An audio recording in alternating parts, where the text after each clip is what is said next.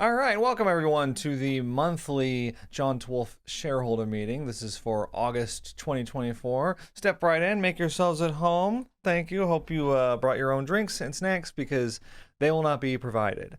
As you may know, if you've attended a shareholder meeting before, the minutes will go as follows. We'll start the first half of the meeting going over what has happened on the channel the last month, what videos were posted, what the reception was to them, what I thought of them, and then after we're done reviewing the past, we'll look forward to the future, what the next month brings. And on that front, I don't have a whole lot for you this time. I am actually going to end up taking a couple of weeks off, sorely needed. I've been kind of going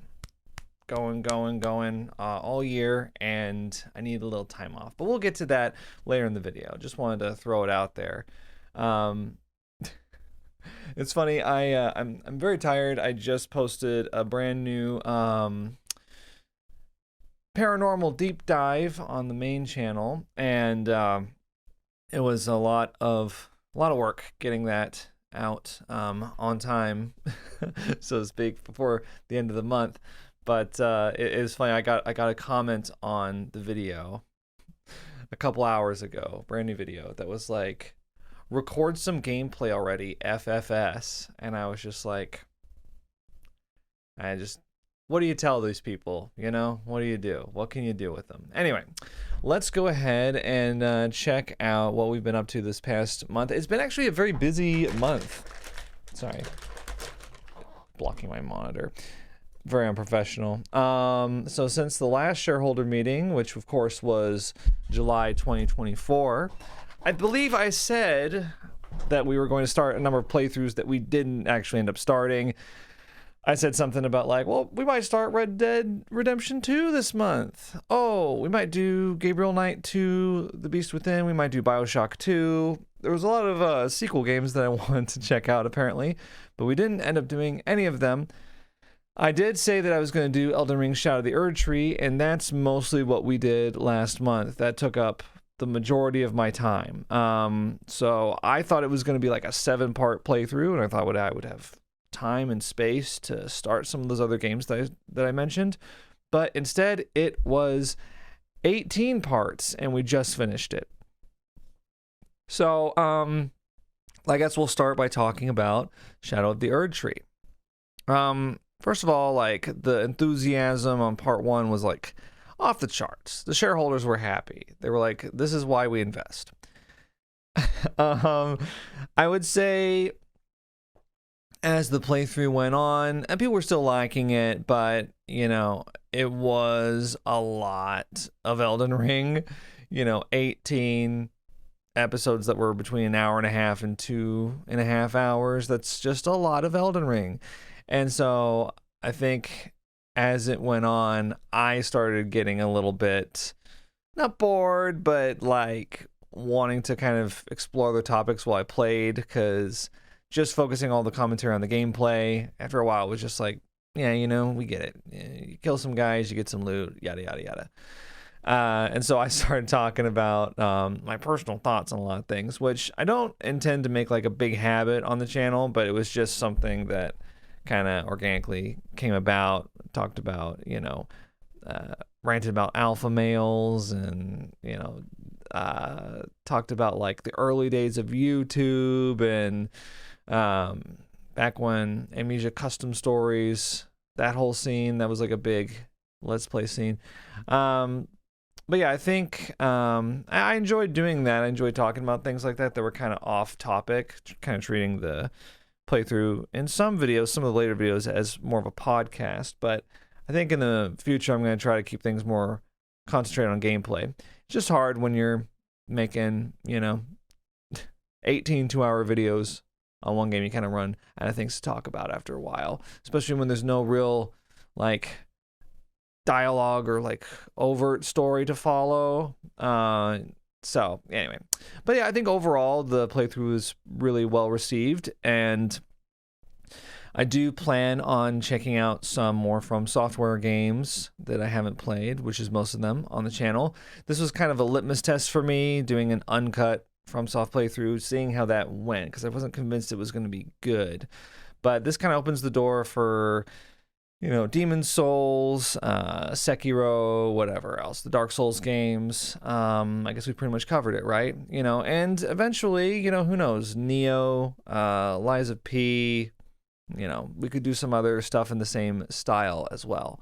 So, I think it was a successful playthrough. It did end up taking the entire month, but I'm glad I played it. We got a couple of Spine Chill episodes here.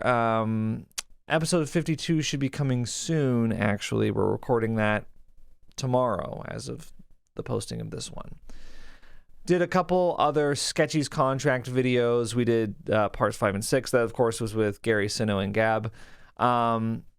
If you like the Lethal Company videos and you didn't watch Sketchy's Contract, I think you missed out. I think it's... Honestly, I like it more than Lethal Company, and everyone else agrees with me, too. That's like a unanimous decision. We all like Sketchy's Contract more than Lethal Company. But it's kind of got more to it. It's got more meat on the bones. But with that said, I think at this point, I'm not sure if there's going to be a part 7 or if we're going to continue that. The reason I say that is because we've kind of gotten back into Outlast Trials because there was a new update. There's a new prime asset, new killer, I guess you could say. And so we posted 2 videos of that, which were really well received. And I've got another one on the way, part 11, that'll be coming up in the next few days. And then I think we might play some more after that. I don't know. I'm not really exactly sure what our plans are next. I think we're recording sometime this weekend, and we'll find out what we're doing then. But that might be it for Outlast Trials for a bit, but I can see Outlast Trials being a game that we come back to as long as it's updated, which it seems to be on a good trajectory for being updated. But yeah, Sketchies, I'm not so sure. Some people have asked about Lethal Company, and I think we're waiting for like a big update or like a lot of updates so that the game feels really different when we come back to it. So, but we are planning on coming back to Lethal Company when we're so motivated or so inclined. That brings us to some of the indie horror games that we did. I did Flathead, which was pretty good, successful video, 40K views. Yeah, it's an indie horror game, This was like a buckshot roulette. Sorry, it's like my voice is like catching in my throat. Like Inscription, Resident Evil 21 type of thing. Probably the lowest budget version of that, jigsaw death game thing that we've seen so far, but I liked it, and if that sounds up your alley, Flathead. Let's see. I played the indie psychological horror game Revil, I think is how...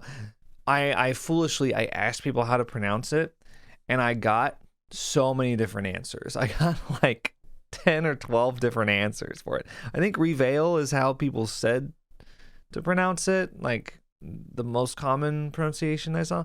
I don't know. Part 1 obviously did really well because people were like, indie horror. But then people lost interest really quickly. And I think even though the game got a little more interesting towards the end than maybe many of us expected, including me, I don't think it was really enough. So I wouldn't say that this was like a really successful playthrough on the channel. Not like Still Wakes the Deep was. Still Wakes the Deep was really successful. I feel like people, it did well numbers wise, and people were really into it, and I was really into it. So that's a trifecta, right? But sometimes, the numbers are good, but people aren't really into it, and that's kind of what happened with this one. And I wasn't really into it, so only 1 out of 3. Not exactly the trifecta.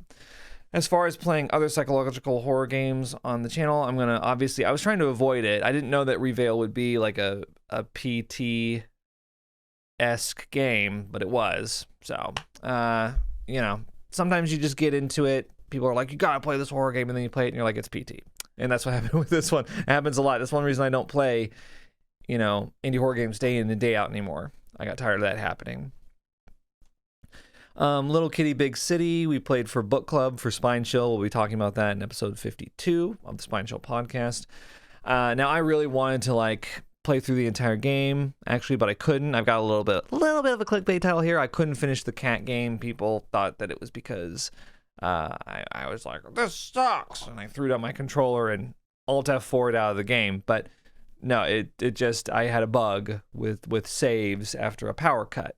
So and then I couldn't fix it basically. So kind of sad, but I was also going through it with a bit of a sickness at the time, so I didn't really feel like the last half of that video I was like feeling really bad. So it was like I don't really feel up to troubleshooting this super hard either.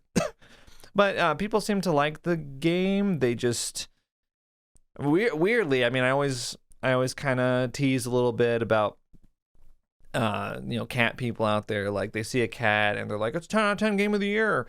But it didn't seem like people were like super into this one. They liked there's a cat in it, obviously, but it didn't seem like they were like super into the game.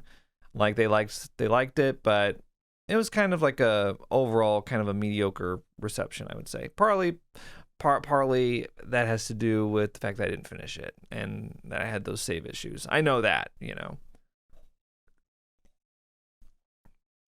Finally, posted Indigo Park. Finally, that was out months ago, so I'm super late to it. But the video did really well, and people were seemingly, into it for the most part. I did get a lot of people that were like, "This is what the big deal is about." I'm unimpressed. Some people called it like a walking simulator. There's nothing to do. The gameplay is really basic and bad. And there's some people that were like, I really like the music. I like the end credits song. I like Rambly the raccoon. He's a great character. So kind of a mixed reception, I would say, for Indigo Park. But, I'm not like, oh my God, it's the second coming, or anything. But I enjoyed myself, and I'll play Chapter 2 when it comes out. I also would be remiss not to mention that we hit 100,000 subscribers, 100,000 shareholders, even. So that means I'll be getting a new silver play button, which will be exciting. And I'll have John Twolfe on it, which would be cool. So yeah, that is what we have done the past month. Actually, a lot of variety. Surprisingly, there have been shareholder meetings when I've been like, here's what we did, and I talk about like 2 games because there were like 2 long playthroughs that happened. As for what's coming up, I have a couple of videos to post. I have, like I mentioned, Outlast Trials Part 11. I have Spine Chill episode 52, and then I have a Dead by Daylight video where Gary and I play 2v8. And I keep meaning to, I'm actually like cutting that one up a little bit because there's a lot of downtime in between the matches. Like I'm fine with including like a warts and all approach, but I mean, there were moments where there was like 20 minutes in between matches. So I'm cutting it up a little bit, and that'll be coming up soon. But after I post those 3 videos, I mean, it's going to be a couple weeks off for me. I can't give you an exact date, like, oh, I'm coming back August 15th. I don't want to put a deadline on it, especially since I'm not off now. I'm going to be posting those videos and doing a little things behind the scenes first before I take some time off. But it might be the 17th, might be the 18th, might be the 20th. But when I come back, I am planning on playing Red Dead Redemption 2. I want to start the next long playthrough. And I want to kind of get through Red Dead Redemption 2 if I can before like the November, December rush comes out where all the big games start coming out, because I might want to play one of those. We'll see. As far as what I said last time about Gabriel Knight 2, BioShock 2, I'm going to try to prioritize those, but I also want to try to sprinkle in some one-shot games. Let me go through real quick. I have like a list of ones that I was thinking about. Some people have mentioned Crow Country. I have that on my list. I have Alan Wake 2 DLC Night Springs, the Chill as Art games, The Kidnap in Shinkansen Zero. There's some game called Loathful I was looking at. a game called Indica. There's a game called Home Safety Online. Fears to Fathom episode 4. I've got 3 random horror games video that I owe y'all from the last charity stream. Whoops, that was supposed to be done by now. So I've got some things that I'm not saying I'm going to do all those this month. In fact, I can guarantee that I won't. But I'd like to at least make a little bit of a dent in that. I also want to mention something. I've gotten a severe uptick in recommendations to play Outer Wilds since I played The Forgotten City a few months ago, because they're pretty similar games. No spoilers, but they're similar games. I'm like, that's a spoiler. But it is so funny. I have Outer Wilds in my Steam library. I believe I've mentioned it in previous shareholder meetings as well. It's just funny when people recommend it to me like I've never heard of it before. They'll be like, have you ever considered playing Outer Wilds? And then from that point on, it's like every comment from them, like, Outer Wilds, by the way. Yes, I know. You trust me, people have been recommending for me to play Outer Wilds for 4 years now, 5 years. I don't know, however long the game's been out. I do want to play it, but I'm just not. I'm a very patient person, and when I hear that an experience is transcendent and to be savored and stuff, I don't want to like rush into it and be like, yeah, I'll play it, and because then I generally have a bad time when I go in like that. So I'd rather like save it for a moment when I'm like, it would really hit the spot right now. I want to check out Outer Wilds. I find that I have the best experience when I take things with that approach. So I know it can be kind of annoying being like, it's been 8 years, but I am planning on playing that game eventually. It's just not in my immediate plans for the future, but I can definitely see a time when September might roll around, November might roll around, and I'd be like, now's the time, and then we'll play it. With that said, I wanted to leave you with one thing to look forward to. So obviously we're in August now, and heading into the second half of the year. Well, we're already in the second half, but you know what I mean. The fall and stuff. For October, I'm planning on, if I can pull this off, in October, I'm planning on having a very horror-focused month. I'd like to play a lot of horror stuff, so you may see in October, assuming that we're done with Red Dead Redemption 2 by then, which who knows, fingers crossed. But if we're still playing it, then that means I'm liking it. I might replay a Resident Evil game or two, might break out some PS2 horror games. I have a lot of like older games that I've never played. So that's kind of, I'm thinking about that for October. I think we might do like a, spooky October Halloween horror game month. That sounds like kind of fun. Now, that's not to say that every video is going to be horror, but it would make sense just for that month. And then November we can get back to variety. So that's kind of what I've got in my head right now for that. All right, well, that should do it. Thank you all for tuning in. By the way, you may notice, actually, real quickly, before everybody gets back to their stations, or I don't know, whatever it is that you were doing, you may notice that my camera has a little bit of like a soft focus effect to it now, and so this shareholder meeting might look a little different than it normally does. I might be a little out of focus. The reason for that is actually because I bought a teleprompter. I used it on my latest main channel video, actually, so that I don't have to memorize my lines that I write in my script and then repeat them to the camera. I can just read them off in front of the camera's lens. Unfortunately, a side effect of that is that it lowers the image quality a little bit, makes it a little bit more blurrier. I'm tired, okay? Makes it a little blurrier, gives it a little more of like a soft focus effect. So that's, if you're wondering what that's about, if like you're very focused on visual quality and camera focus and stuff like that, you might have been rubbing your chin like, why does it look so different? What's going on? Is it out of focus? No, it's in focus. It's just, it's got another piece of glass in between the lens and me than it normally does. But yeah, thank you for attending this month's shareholder meeting. Hope to see you next month for September, where we'll have quite a brief meeting, I think, because we won't have that much to talk about for August. But yeah, I'll see you guys later. Thanks for attending. Think critically.